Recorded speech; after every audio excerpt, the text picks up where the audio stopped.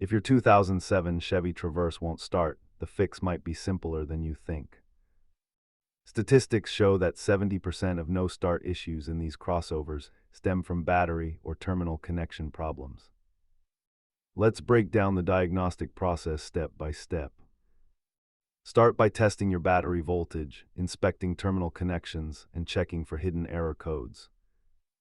If the battery is solid, look closer at the starter solenoid, the ignition switch, or common pass lock security glitches.